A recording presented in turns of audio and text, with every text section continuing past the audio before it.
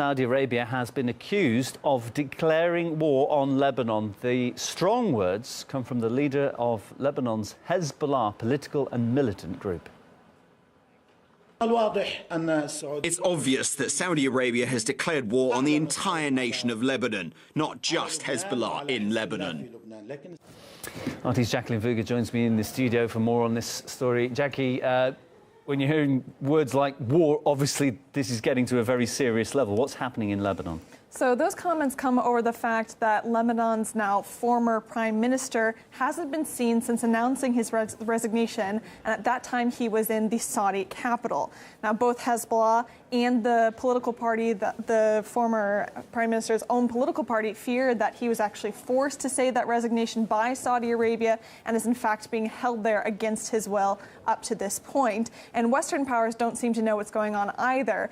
France has said that they think he has the ability to move around as he chooses, and the United States State Department has just added more confusion to the mix with a comment that came from their spokesperson. In terms of the conditions of him being held or the conversations. You said the conditions of him being held, is he in detention? Well, I'm not going to put that word behind, I'm not going to associate that word with it, but where he is right now. Where is he? Does he have a nice room at the Ritz-Carlton? I don't know personally where he is. Now, in Hariri's resignation speech, he specifically attacked Iran, accusing the country of planting discord and destruction and interfering in Arab countries, also warning that their hand of influence in the region would be cut off.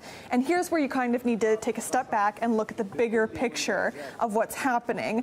Saudi Arabia, of course, and Iran have been locking horns for years. And while this is a long-running regional struggle, the two are not actually in direct confrontation. It's all happening through proxy wars. And Lebanon is, in fact, a prime example of that. Hariri, the prime minister who's just resigned, his leadership was supported by Saudi Arabia, whereas Hezbollah, who wield massive influence in the country, are backed by Iran, which leaves Lebanon just caught up in the middle, this conflict between Saudi Arabia and Iran.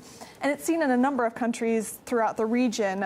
We were just earlier talking about the missile that was launched from Yemen. That's another prime example. Yemen has, of course, been engulfed in their own civil war for 2 years now. And in that case, Saudi Arabia supports the government that was ousted in 2015, whereas Iran backs the Houthi rebels who are fighting that very government. And last Saturday's missile was fired from Yemen, fired by Yemeni rebels at Saudi Arabia's capital. It's all just insanely intertwined. Or you can even look at Syria, where they're backing opposing parties. Saudi Arabia is, of course, anti-Assad, where Iran is pro-Assad, and it just keeps escalating. Just on Thursday, Saudi Arabia and 3 of their allies actually urged all of their citizens to leave Lebanon, and that's sort of an open-ended statement. What does that mean? Why would they need to leave Lebanon? Is there something that's going to happen there? So all these small conflicts are building up, and there's just always the possibility that it could push into a more direct conflict.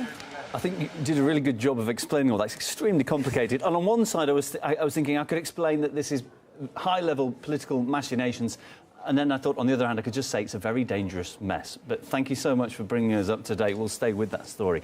Jacqueline Vuga.